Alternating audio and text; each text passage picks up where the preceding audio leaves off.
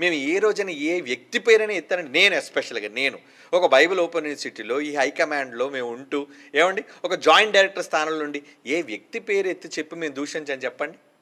చెప్పండి. ఏ సేవకుడైనా పలానా సేవకుడు ఏవండీ అని నేను ఎస్పెషల్‌గా ఎవరినైనా అనలేనిది సేవకుల పేరే ఎత్తి వాళ్ళు ఎన్నో మాట్లాడుతున్నారు, ఎన్నో హేళన చేస్తున్నారు. నా బొమ్మలు కూడా యేసుకుంటున్నారు. సరే యేసుకోండి.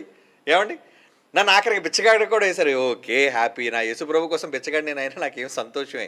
నాకేం ఇబ్బంది లేదు. సరే నన్ను మీరు చెడ్డగా ఎన్నైనా చిత్రీకరించుకోండి, తప్పు లేదు. నాకు దానివల్ల వచ్చే బాధ కూడా లేదు.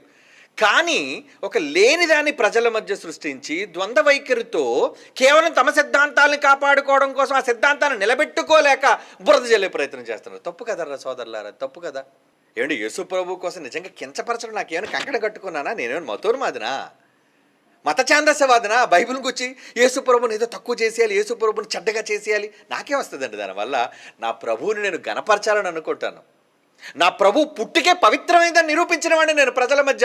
అలాంటిది నా ప్రభువుని కించపరిచి మాట్లాడతానా నేను?